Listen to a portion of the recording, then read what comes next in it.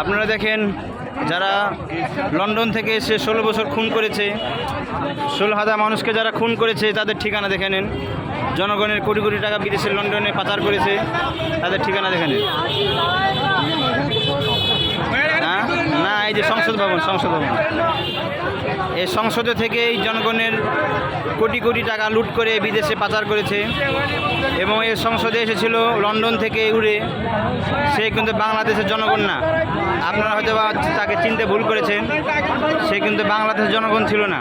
London থেকে আসছে 16 বছর, লন্ডন থেকে 16 বছর অত্যাচার করে আবার লন্ডনে ফিরে চলে গেছে।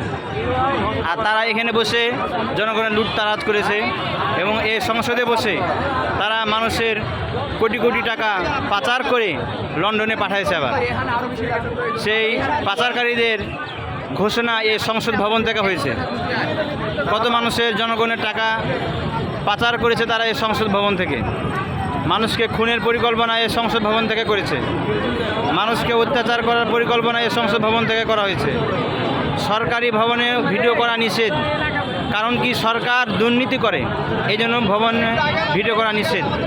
আপনি যদি সরকার হয়ে দুর্নীতি না করেন, খুন না করেন, তাহলে আপনার ভয় কিসের? ভিডিও করলে খুন করেন বিধায় আপনি ভয় করেন যে আমার ভিডিও করে মানুষ দেখে নেবে।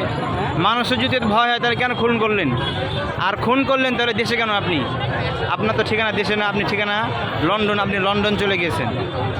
কাজেই বলবো, যারা খুনের সাথে জড়িত, আপনারা যারা 16টি বছর জনগণকে খুন করেছেন, তাদের আর ঠিকানা বাংলাদেশে কখনো হবে না।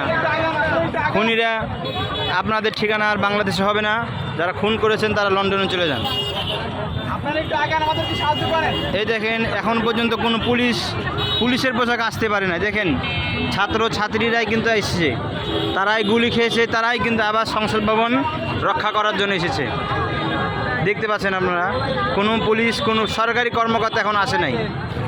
সরকারি কোনো কর্মকর্তা তারা সরকারের হুকুমে গুলি করলো, তারা এখন সংসদ রক্ষা করার জন্য আসতে পারে নাই। আসছে কারা? যারা গুলি খেয়েছে এতদিন, তারাই কিন্তু সংসদ ভবন রক্ষা করার জন্য এখানে ভলান্টিয়াররা দায়িত্ব পালন করতেছে।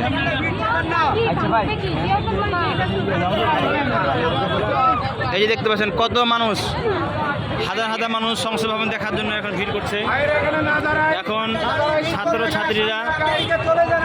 ছাত্রছাত্রীরা রাস্তা ব্লক না করার জন্য বলতেছে, কিন্তু এখন অসংখ্য হাজার হাজার মানুষ একের পর এক আসতে থাকবে, দেখতে থাকবে।